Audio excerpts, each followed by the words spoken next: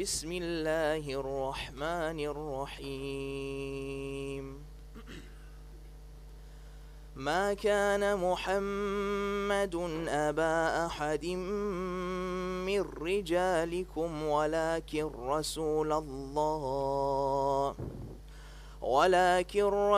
الله وخاتم النبيين وكان الله بكل شيء عليما يا أيها الذين آمنوا اذكروا الله ذكرا كثيرا وسبحوه بكرة وأصيلا هو الذي يصلي عليكم وملائكته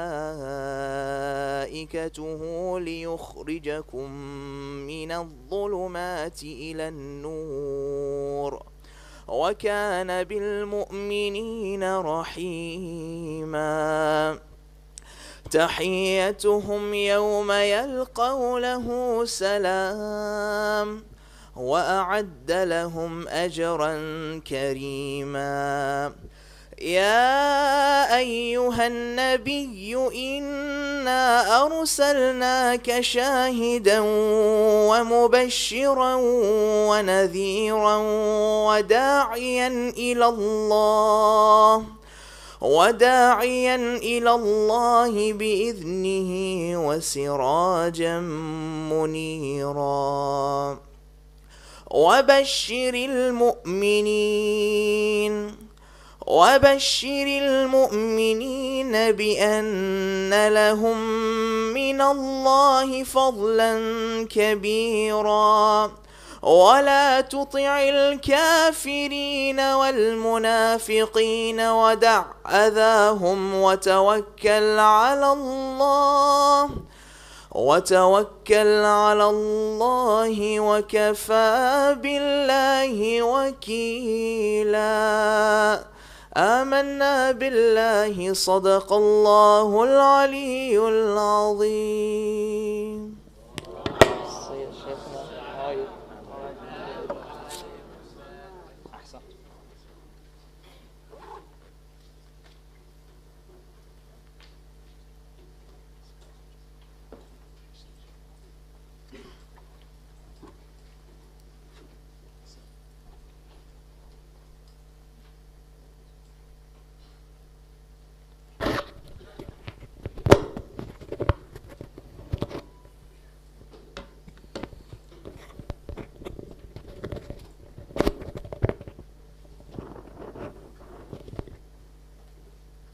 السلام عليكم ورحمة الله.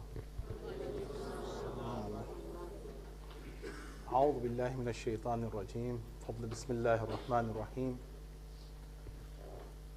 Dear esteemed Ustad Sheikh Shomali, brothers and sisters, Assalamu alaikum wa rahmatullah again. Well, I think that this is the definition of having a full packed mosque. Alhamdulillah. Everyone, thank you very much for coming. This is a sort of a semi-new initiative. At least we haven't seen it in this form. We've definitely not seen it in these numbers. So very happy that you've all attended and that you've enrolled. Especially that I think that when the students are here to welcome the teachers, that is a very nice akhlaq, alhamdulillah, as well. We just wanted to go, I'm not going to be very long, just some specific things. Given that this is the first time, alhamdulillah, we have opened up with the Holy Quran, and let that barakah be in our hearts and in every action which we do. Thank you very much, Brother Muhammad, for reciting so beautifully. Wanted to say that Hujjat Academy is something which we will all make successful, inshallah, if we have the right intention. And given such a big number, probably you will think that how come everyone can fit in such a big hall? Well, we can, but is this effective? Is it the way we should or shouldn't? Let me touch upon that. Given that there is such a huge interest, and that this is particularly a word which I'm going to use, a journey. We wanted everyone to be on the same line, everyone on the same page, that this very first course on Aqaid will build the foundations for many other modules which will come, inshallah. So please do think that, it's not normal to have 150 in one class, at least not in London. In Qom, it's quite often the case, and inshallah, other examples we learn from as well, inshallah. When we go to the next stage, we will, inshallah, divide the class into smaller parts. But this time around, we felt it essential, given it's 5 weeks, where we all be on one page, inshallah. So bear with us on behalf of the Hujjat Academy team. Other things, we are going to try to keep the timing very strict. Inshallah, today we are a bit late. Inshallah, we're going to become better as we go along. When it says 7:45, we will start 7:45, inshallah, and we will end 9:45. Today, we have, Sheikhana is going to speak for about an hour. 8:45, we are going to have a break for 10 minutes. And then 5 to 9, we will recommence. And that will be up to 9:15. 9:15, we'll open the floor for Q&A, inshallah. And I'm sure there'll be lots of questions, inshallah.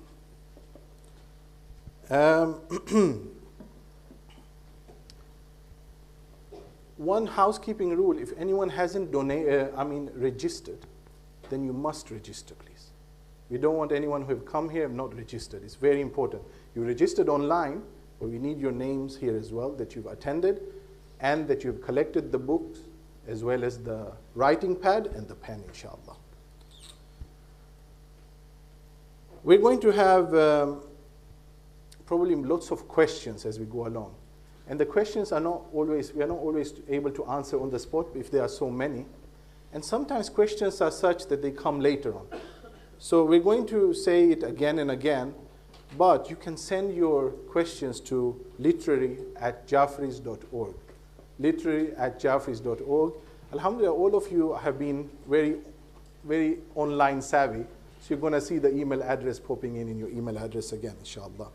And you can also ask through our online portal at jafris.org/ask. That also will be in your email. Something which I would like to say, that there is a bit of a stigma. These classes, some people will say, okay, we will have all these desks and chairs and things. We wanted to make it as professional as possible. There will be accreditation with these courses. And the stigma is sometimes, oh, will there be accreditation? Will there be exams as well? Yes, we will have examination as well. But don't be scared. We'll go on this journey together. If there are lots of questions, we may even set up a crash day as well to prepare for the exam. But it won't be that difficult. Bear with us. Okay. I would like to also say that at the table there was a box for donations. So if you want to donate, please do. And I want to say, on behalf of everyone here, especially the team, thank you very much for those who donated extra beyond even the enrollment. That was much, much appreciated. Thank you very much. And if you now want to donate a bit more, there is one on the ladies' desk, as well as there with Brother Ashik. And next to Brother Ashik, there is also some very nice fruits from heaven. So please don't hesitate.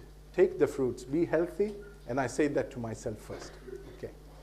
So don't hesitate. Some people said, can I have the fruit? Yes, it's for us. Bismillah. Take it, inshallah. Okay. I won't say very much more, but I would like to say that we are very, very honored today. We have a great scholar in our presence, and I'm sure that many of you who have enrolled is because wanting to be in the presence of such a scholar as Dr. Sheikh Shomali. Alhamdulillah, he's a great scholar. I'm not going to go through the whole biography because that will take maybe half an hour, if not more. But suffice to say that he is the head of the Islamic Center. He's also the head of the Hawza Ilmiya. And he's the direct representative of Rahbar Muazzam Sayyid Ali Khamenei as well. And most of all, he's our dear teacher, and I think we are very lucky to have him. And we will welcome him with the best of ways with Salawat ala Muhammad wa Ali Muhammad.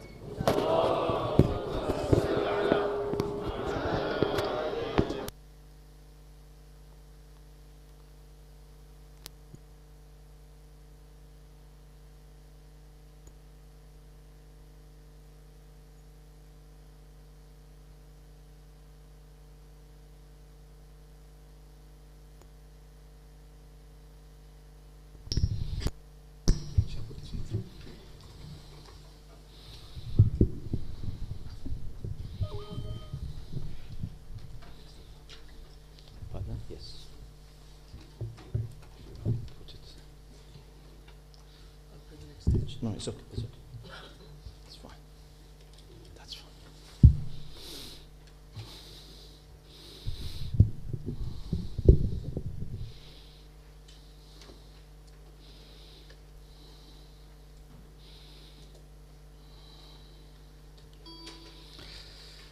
Assalamu alaikum wa rahmatullah. Bismillah ar-Rahman ar-Rahim.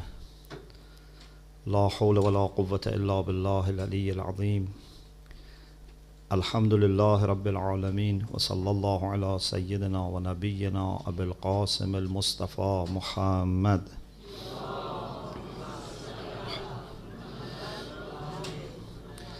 وآله الطيبين الطاهرين لا سيما بقية الله في الأرضين عجل الله تعالى فرجه الشريف وجعلنا من أعوانه وأنصاره وشيعته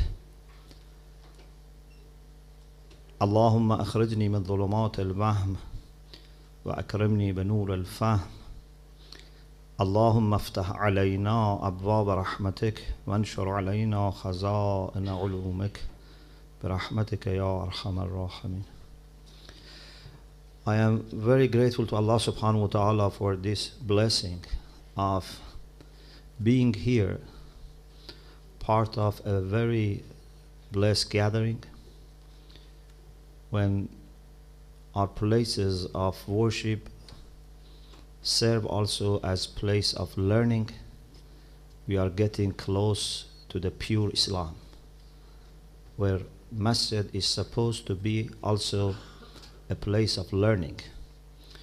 And when mu'mineen not only say prayer shoulder to shoulder by shoulder, but also sit together and learn together, this will bring more unity to the community, because then the person that you know from the masjid is your classmate as well.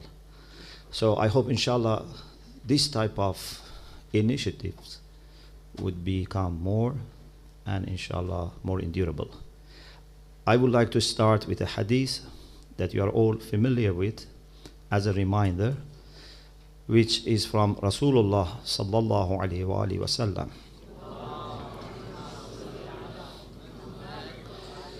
This is cited in Bihar al-Anwar volume 1 page 206. وخرج صلى الله عليه وآله فإذا في المسجد مجلسان. One day Rasulullah sallallahu alayhi wa sallam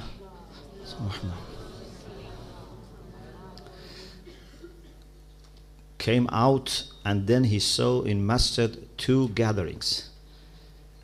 Do you know why it says he came out and saw in the majlis two gatherings? Because his house was opening to the masjid. So when Rasulullah was coming out of the house, so he was in the masjid.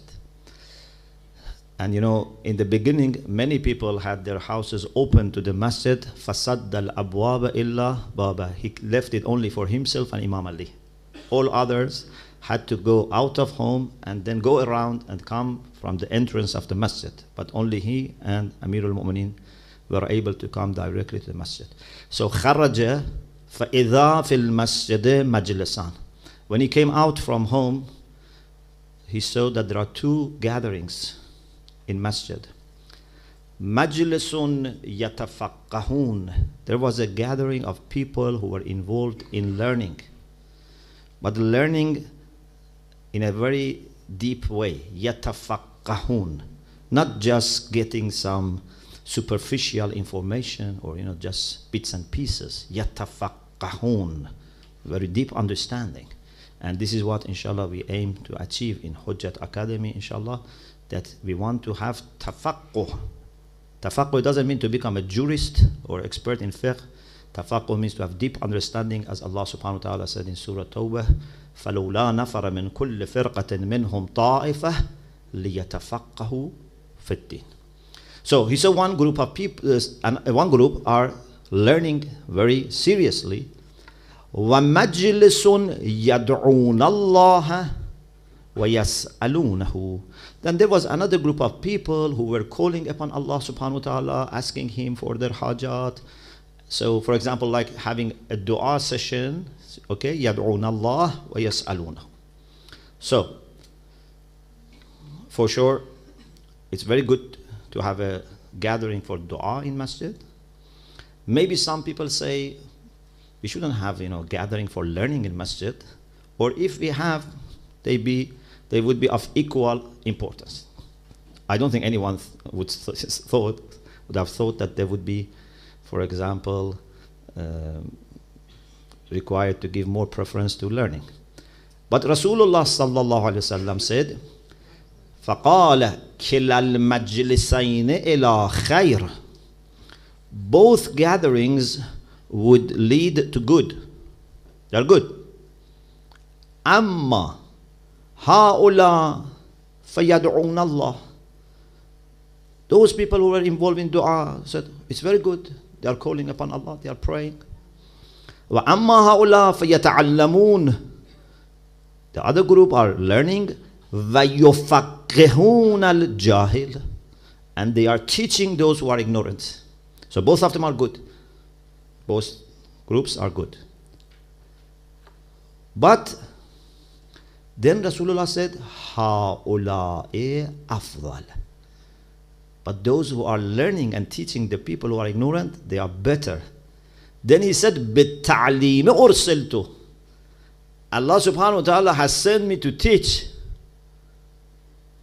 Maybe you don't think that the first thing is teaching. You think that the first thing for Rasulullah is to lead the prayer or to join people in the prayer. But he says, بِالتَّعْلِيمِ أُرْسِلْتُ. Allah has sent me to be involved in teaching. ثُمَّ قَعَدَ مَعَهُمْ. Then Rasulullah sat with the people who were involved in learning and teaching. So, if Rasulullah sallallahu alaihi wasallam was going to enter the center today, for sure he would be very happy to see that in a place which belongs to Ahlul Bayt community, he would see so many people are doing what he has been sent for. بِالتَّعْلِيمِ أُرْسِلْتُ. May Allah keep for us this blessing and inshallah increase this blessing. Okay. Now we go to our discussion about Islamic beliefs. Actually, it's very relevant to have this course here because, as you might have read in the introduction, this book is based on a series I had here, but not in this hall, in the ELC. In 2006, 2007, when I was in London for my sabbatical, so I was asked by brothers and sisters here to have a series on aqaid, and for each principle they asked me to have 2 sessions. So we had 10 sessions on aqaid. Those 10 sessions are now online. So after the lectures were delivered, then the transcript was made ready. Then it remained for some years because I didn't have time to review it. So alhamdulillah, last year with the help of my wife, we managed to review and check the references, and it's published. So the book has come from Hujjat Center, and now we are again back to Hujjat Center. May inshallah Imam of Hujjah, inshallah, Ajjalallah Ta'ala Farajahu Sharif, be pleased with us and prosper inshallah this community. As you know, we have many doctrines in Islam, but those doctrines which are very fundamental and every Muslim is supposed to believe are 3. One is unity of God, one is prophethood, and the other is resurrection. Any Muslim from any sect believes in these 3. They all believe in Tawheed, in unity of God. As you know, Islam is classified as a monotheistic religion, the same as Christianity and Judaism. Some people think that Christianity is not a monotheistic religion, but this is not true. Christianity is also a monotheistic religion. They themselves, and also old people who do religious studies, They consider them as monotheistic religion. But their understanding of unity of God comes in a Trinitarian form, but still they believe in one God. And that's very important. In Islam also, we are very clear that God is one. And inshallah later we will talk about different aspects of unity of God. Prophethood, we believe in prophethood, and that is, we believe in the need of humanity to receive guidance from God in the form of revelation. Not only God has given us our intellect, our conscience, but God provides us also with revelation. God sends prophets, God sends books, and this is also shared by all Muslims and indeed by all followers of Abrahamic religions. What we as Muslims have is that in addition to the general prophethood, what we call in Kalam an-nubuwwatul amma, the general prophethood, the fact that we all need guidance from God in the form of revelation, we Muslims believe that God has actually sent as his last prophet, Prophet Muhammad sallallahu alaihi wasallam. And the third is the belief in resurrection, which is very important. Actually, in the Quran, you find many times to believe in God and the hereafter come together. Amana billah wal yawm al-akhir. Yu'minu billah wal yawm al-akhir. To believe in God and the hereafter. These are very important. And there are many books by our scholars, by Muslim scholars, theologians, philosophers. For example, Ibn Sina, Mullah Sadra, they have books called Al-Mabda'u wal-Ma'ad. The origin, which means Al-Mabda' wal-Ma'ad, the return. So we come from God and we go back to God. Inna lillah wa inna ilayhi raji'un. If you just think that we come from God but we are not going back to him, this is not acceptable. So we have come from God and we have to go back to God. It's not possible for us to remain forever separate from God. We have to go back to God. Indeed, the Quran tells us not only human beings go back to God, everything goes back to God. Ilallahi turja'ul umur ilayhil masir. Everything goes back finally to God. What does it mean that everything goes back to God? Inshallah, we'll explain when we reach resurrection. So, these are three principles, major principles that we share with all Muslims. But the Shia, in order to have a distinct identity in their theology, they have added two more principles, because there were many differences between Muslims in theological issues, right from this first century, not only from the end of the first century, from the first half of the first century, there were lots of differences of opinions merging after the demise of the Prophet Muhammad sallallahu alaihi wasallam. So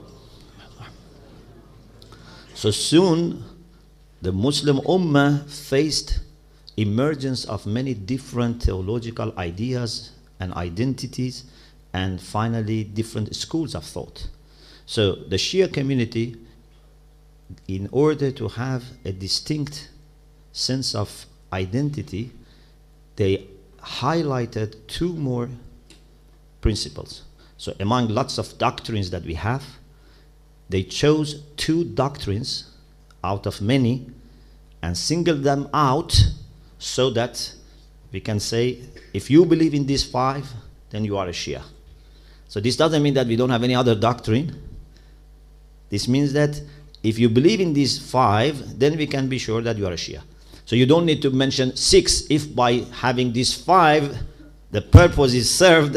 So you don't need to say 6 or 7. So we want to say the minimum doctrines that if you believe you are Muslim is 3. The minimum doctrines that if you believe in you are Shia are 5.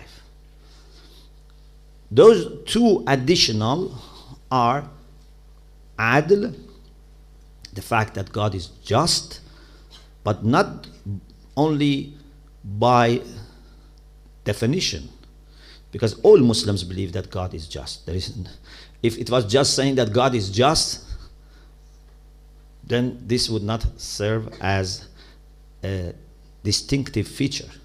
All Muslims say God is just. What can help us in making a distinction is how to define divine justice. Ash'arites had the idea that God is just, thank you, not because of any independent, objective understanding of what is justice or injustice. No, there is no such a thing as independent, objective understanding of justice or injustice. Indeed, there is no independent, objective understanding of what is good or bad. Everything is just based on the way God Himself introduces to us good and bad. So according to the Ash'arites, we have a kind of divine command theory. So if you are familiar with the Western way of thinking, so from the time of Plato, there has been this discussion that is good good because of something which makes it different from bad, something that even if you are a religious person, even if you are not a believer, you would distinguish by your mind, by your intellect, or just good is good because you have called it good and authority has called it good. For religious people, God, maybe in some, for example, places, their, I don't know, king decides what is good, what maybe sometimes it's based on law. There's no difference. Ash'arites had this idea that God just, na'uzu billah, arbitrarily says certain things are good, certain things are bad. Certain practices are just, certain practices are unjust. He could have changed. He could have said quite opposite. So instead of saying that, for example, keeping your promises is good, he could have said it's good to break your promises. Very simple. So this is the idea of the Ash'arites. But why they went to this extreme? Because of lack of understanding. They thought if we say there is an objective difference between good and bad, just and unjust, it means that God has to follow certain norms, certain criteria, and they thought God is higher than any criteria. Okay, this is a good concern to have, concern for the authority of God, for superiority of God, but the way they try to serve it has actually made the wisdom of God and justice of God in question.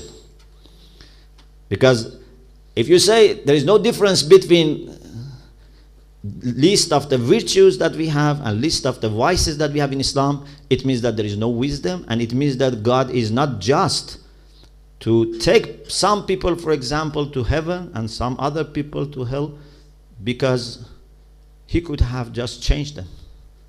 There is no big difference here. Why there must be so much of, stress in the Quran? Don't do these things, otherwise, you will be held responsible, and if you are not, accountable, you may get into a stage that you need to be punished, and so on and so forth. All these things become, absurd. So the idea of Ash'arites looks nice, but it leads to some implications which you cannot accept. Mu'tazilites and the Shiites try to come up with another understanding of justice and another understanding of goodness and badness, and that is there are independent, objective criteria for goodness and badness, what we call intrinsic goodness and badness. No matter whether you understand it or not, whether you are religious or not, there is a difference between helping the people who are in need or harming the people who are innocent. Okay, these two are different. You don't need to be religious to understand this. Imam Hussein alayhi salam said on the day of Ashura, when he saw some enemies are going towards the tents of Ahlul Bayt, attacking the ladies and children, he said, "Illam yakun lakum din وَكُنْتُمْ لَا تَخَافُونَ الْمَعَادِ فَكُونُوا أَحْرَارًا فِي دُنْيَاكُمْ. If you have no faith, if you have no fear for the hereafter, at least try to be noble. Free here means noble. Try to be noble in your worldly life. You don't need to be a religious person to understand that innocent people like children and ladies should not be attacked. Do you need to be a religious person to understand? No. So, according to Shiites and Mu'tazilites, we believe that there is a real difference between justice and injustice. Inshallah, when we reach the second principle, we will talk about it. So, adding justice as a principle makes us distinct from Ash'arites and people who are like them, but still it would not be enough because we share this with the Mu'tazilites. And actually, if you are familiar with the Mu'tazilite theology, they have also 5 principles, but their 5 principles, some of them are the same as us, some are different. One of their principles that is similar to us is Tawheed, and one is Adl.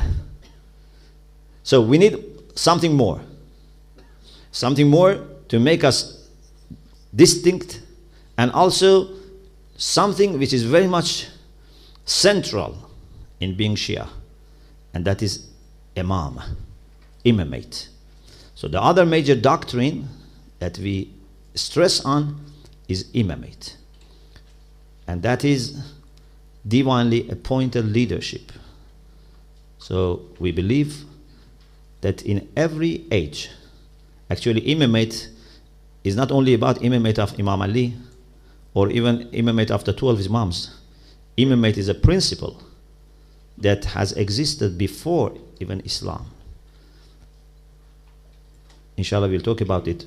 For example, Ibrahim alayhi salam, إِنِّي جَعَلُكَ لِلنَّاسِ إِمَامًا. Imamate means that we believe that in every generation there must be a leader that is qualified to be leading people, not only in their political affairs but also in their religious affairs, and that person is appointed by God. So it's divinely appointed leadership. After Prophet Muhammad sallallahu alaihi wasallam, this role is given by Allah subhanahu wa ta'ala, declared by the Prophet to Imam Ali alayhi salam. So Allah appoints, the Prophet declares, and people should welcome. So this is the principle of imam or imamate. So if you believe in these 5, then you can be recognized as a Shia. So now we have to study each of them and see what secondary doctrines come under each. You say Tawheed, but there are lots of doctrines that come under Tawheed. You say prophethood, there are lots of doctrines come under prophet. So these are 5 principles, lots of derivative or secondary doctrines come under them. Or you can say these are roots and lots of branches come out of them. So you can use the analogy of a tree which has roots and branches, or you can say these are the principles, and then under them you have lots of derivative or secondary doctrines. So we go on to the first principle, and that is Tawheed. First of all, why we don't start with existence of God? Because logically, existence of God is before oneness of God. Some people may say, first you have to accept that God exists, then you talk about unity of God. In many books on Aqaid, they do the same. First they prove existence of God, and they talk about the unity of God. In modern books on philosophy of religion, they do the opposite. They first talk about the attributes of God, then they talk about the existence of God. So if you choose any modern book on philosophy of religion, you would see that there is a discussion about attributes of God, then about arguments for God and arguments against God. So, because philosophy of religion doesn't belong to any particular religion. So they have to first discuss what we mean by God, then whether that exists or not. But in books on aqaid in Islam, because we know what we mean by God, so that's enough to begin our discussion for the existence of God, and then we move on to the attributes to go further in this discussion. But our scholars have always said Tawheed, not existence of God. Why? Because the emphasis in the Quran is on unity of God, not existence of God. Because existence of God is not something difficult to understand. أَفِي اللَّهِ شَكٌّ فَاطِرُ السَّمَاوَاتِ وَالْأَرْضِ. Is there any doubt in God? This is, you have it in book. It is verse 10 of chapter 14.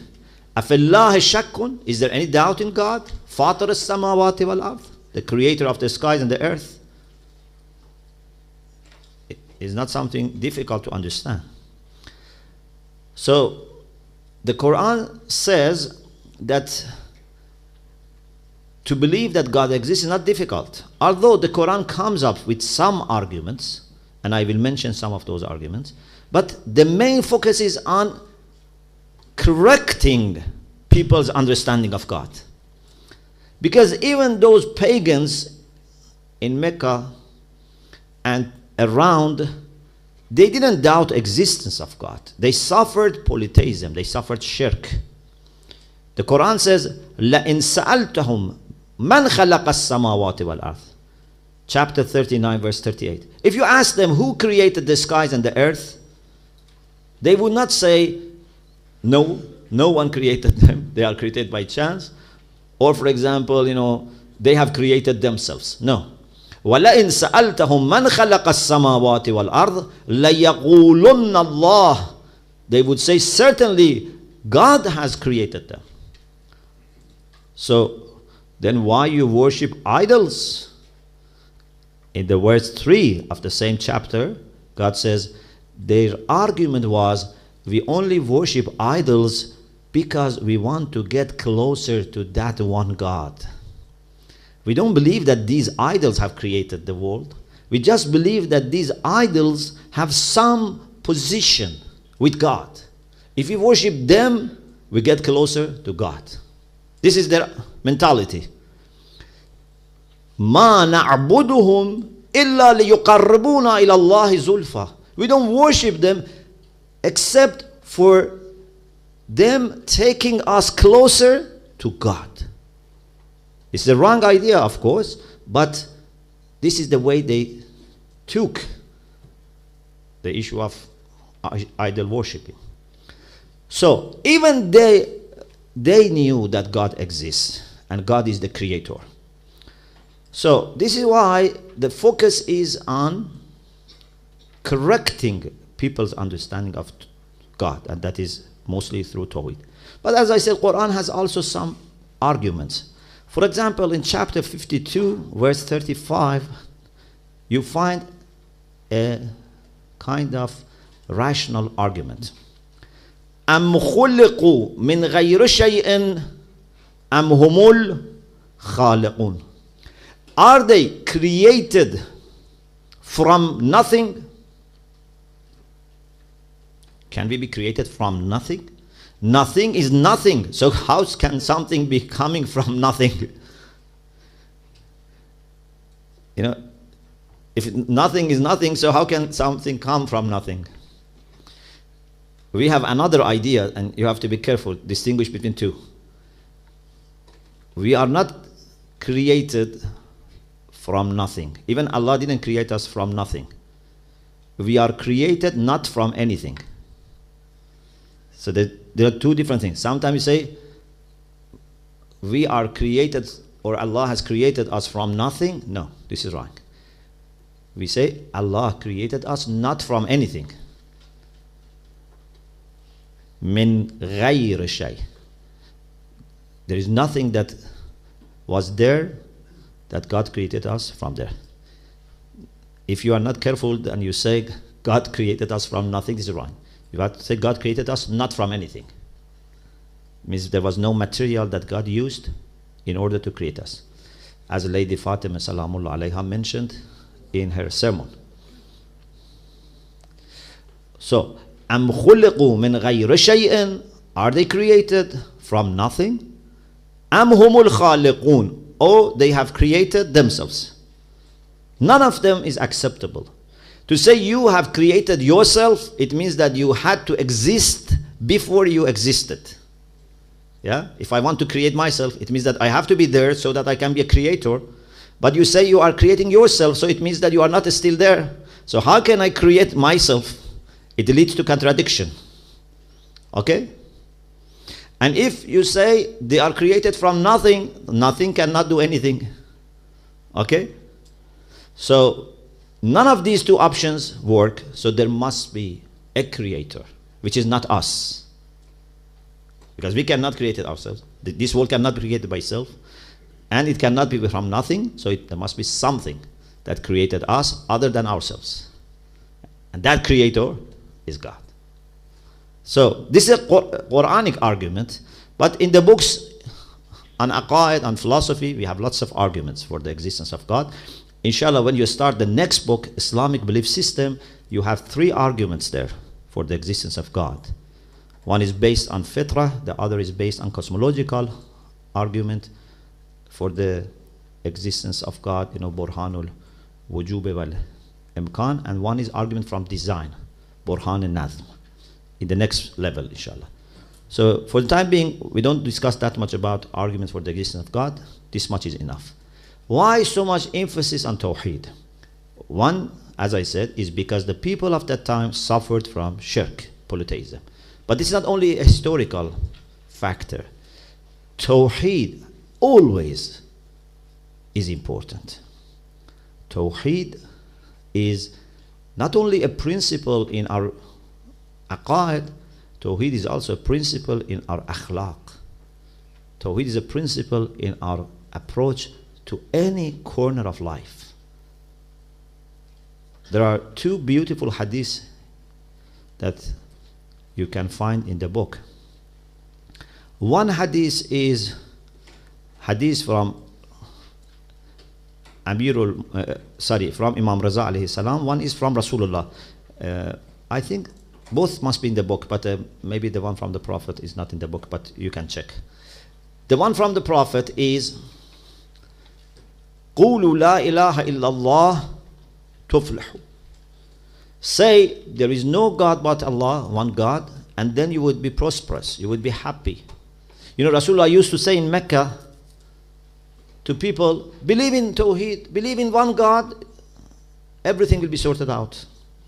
He was not saying, I give you a list of the doctrines, and if you believe in all of them, you will be saved. He said, believe in Tawheed. And those pagans, they knew that to believe in Tawheed would totally change their lifestyle. And this is why they were hesitant, and actually they were resistant. If it was just saying La ilaha illallah, or more than saying to believe there is only one God, then you do everything you like, they would have said it and saved their position, their leadership, everything. But they knew, they were clever. They knew that if they say La ilaha illallah, it has lots of implications. If they say La ilaha illallah, can they have slaves? No, because you are all created by the same God. Why you think you are superior to other creatures of God? If they say La ilaha illallah, can they demand in an unjust way from people their obedience? No. لا تكن عبد غيرك قد جعلك الله حرة. Anyway, they were very clever. So they realized that if they believe in Tawheed, they have to change their lifestyle. So they were clever to understand this, but they were not brave to accept it. Okay? So they resisted. Imam Raza alayhi salam also, as you know, in the famous hadith of Silsilatul Dhahab. Silsila means chain. Dhahab means gold. Silsilatul Dhahab means golden chain. Because all the narrators who occur in the chain of this hadith are infallibles. He quotes from his father, Imam Qadim, from his grandfather, finally from Amirul Mu'minin, from the Prophet, from Jibreel, from Allah subhanahu wa ta'ala. La ilaha illallah hisni. The word of unity of God is my fortress. La ilaha illallah is my fortress. فَمَنْ دَخَلَ hisni, whoever enters my fortress, amina min a'dabi, he would be saved from my punishment. Okay, Imam Raza said this. Then he moved on and then he stopped. And he is surrounded by thousands of people in the city of Nayshabur on his way from Medina to Marv. Because you know the story that Imam was asked by Ma'mun to go from Medina and stay with him in Marv, because he wanted to watch Imam, and also at the same time he wanted to add to his popularity. A very clever decision. By having Imam next to him, he can control Imam, but also he can say, I am a very good person, and bring the love of people towards himself. But of course, when darkness brings light to itself, then darkness will be in a worse situation.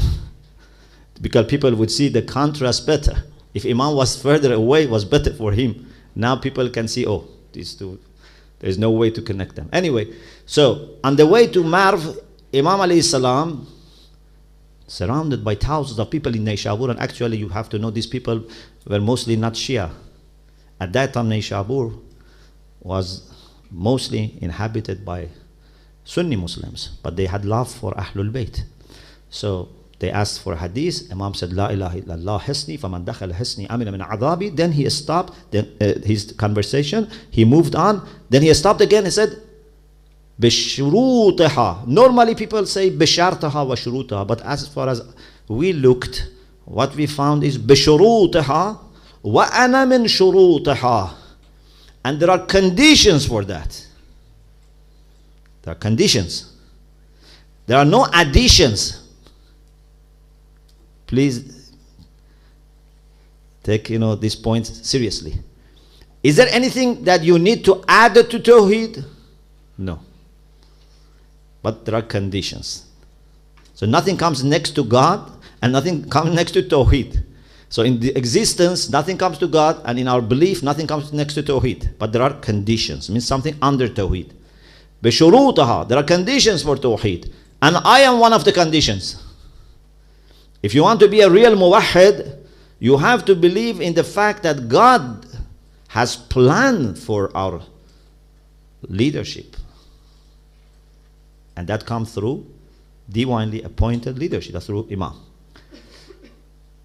Why Imam alayhi salam stopped and moved on and then again stopped and said this? Can you guess? Why he didn't say them together? Because this is not part of the Hadith Qudsi. This is the interpretation. So he said, La ilaha illallah hisni, faman dakhala hisni amina min adabi. This was the Hadith Qudsi that Allah said. Then he stopped and he gave a commentary, okay, further explanation, that there are conditions for Tawheed, and one of them is Imam. So Tawheed is very, very important. I have also referred to what Allama Tabatabai has said in Al-Mizan about the significance of Tawheed in Islamic understanding of ethics. Allama Tabatabai says there are different ways to deal with morality. It can be based on consequences of your actions. It can be based on reward and punishment. But Quran has a third approach in addition to the first two. So the first approach is to say you have to do good things because of these good outcomes, consequences. Or you have to avoid doing bad things because they have these bad outcomes or consequences. This is one approach. The other is to say you have to do good things because then you would deserve reward. You have to avoid doing bad things because you would then deserve blame, or if it's severe, punishment. Okay? So there are two approaches that is, you find them very common. But Allama Tabatabai says Quran has a third and unique approach, which is based on Tawheed. That is the basis, that is the foundation, that is the core of Islamic value system. If you believe in God, the one, then all virtues come. And all the vices would stop. This is not the time to discuss that point because we are not now discussing ethics. But this is to give you an idea that how important it is to be a person who is strongly committed to Tawheed in his aqidah, in his morality, in his life, whether it be social, whether it be personal, whether it be political, whether it be economical. Everything should have the fragrance of Tawheed. So Tawheed is very important. Now let us refer to different dimensions or different levels of Tawheed. I think I just mentioned the names, and then we would have a break, and then inshallah we continue. And you are all familiar. It's a reminder for you. It's nothing perhaps new. A reminder, but maybe with a little, kind of reorientation. So one is unity of God with respect to essence, at-tawheed al-dhati. I will explain it inshallah after break.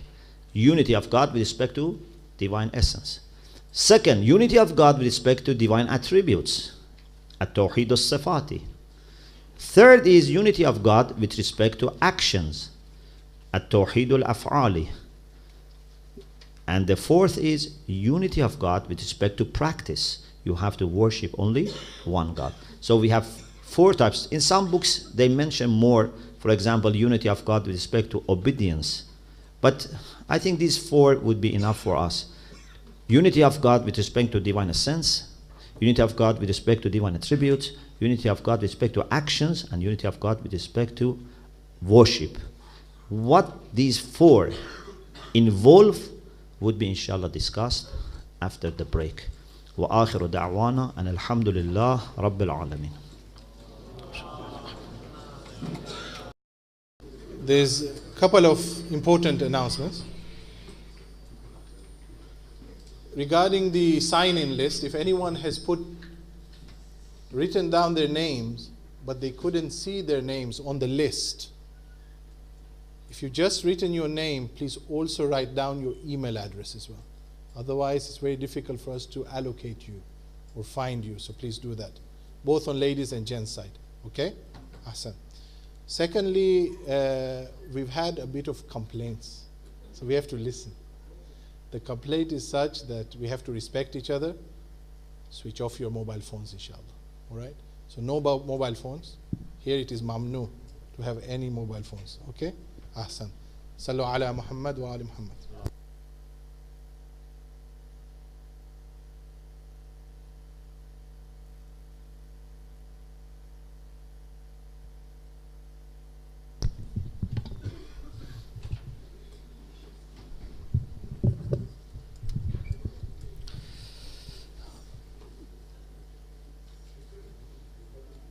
بسم الله الرحمن الرحيم لا حول ولا قوة إلا بالله العلي العظيم الحمد لله رب العالمين وصلى الله على سيدنا ونبينا أبي القاسم المصطفى محمد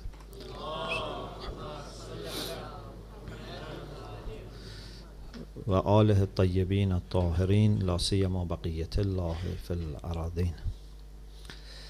So this is the second part of our discussion about Tawheed, and as we said in the previous one, we talk about 4 levels or 4 aspects of Tawheed.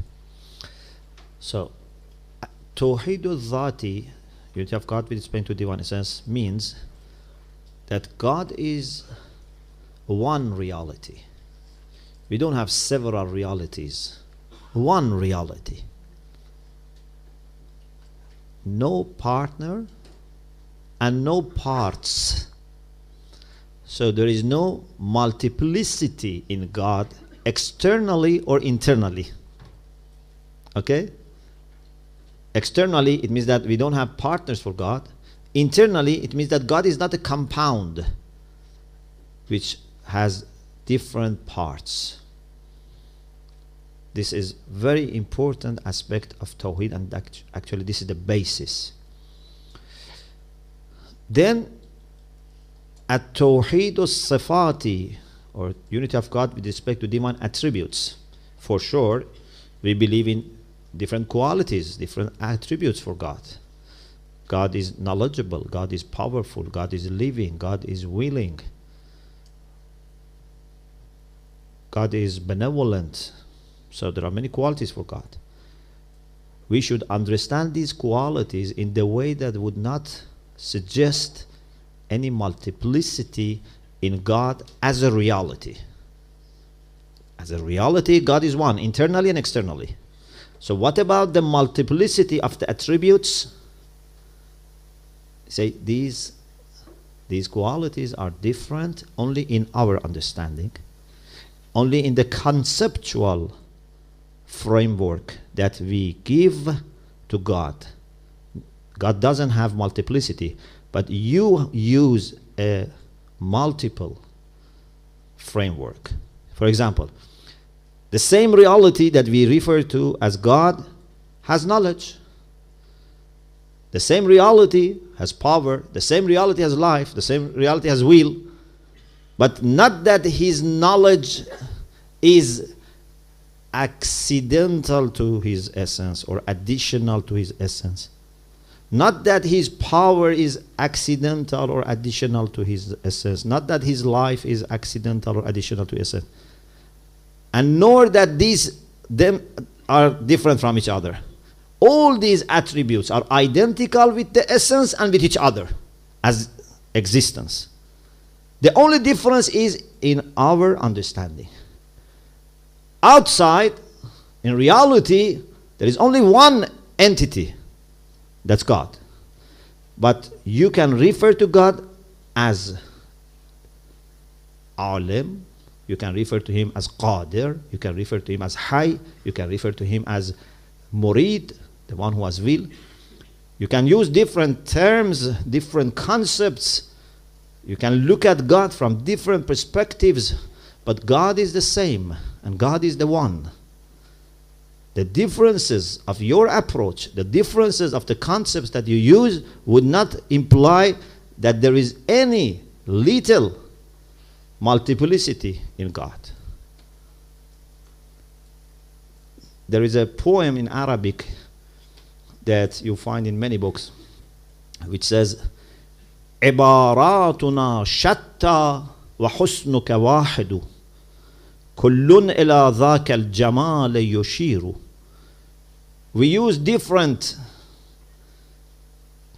expressions to talk about your beauty, but your beauty is the same. Yeah, you can say this confirms what I said. So your beauty is the same, but we can refer to that by using different terms. So this is at-Tawheed al-Sifati, which is actually very, very difficult, concept, and some people, some Muslims didn't take it, to the right, platform. And for example, Mu'tazilites came up with the idea that we have 8 eternal beings, al-Qudama al-Thamaniya. They took every quality of God to be separate from God. So in the Mu'tazilite approach, God is something as essence, knowledge of God is something separate, and power is something separate. So they came up with 7 eternal entities as qualities plus essence, and say 8 eternal things. And we don't accept this. We say God is only one, and all his attributes are identical with each other in reality. The only difference is in concept. For example, you can say to a human being, this is a human being. You can say this is a man. You can say this is a creature. You can say this is a contingent being. You can use different terms, but it's for the same thing. Of course, in God, simplicity or besata, not to be compound, is at its maximum.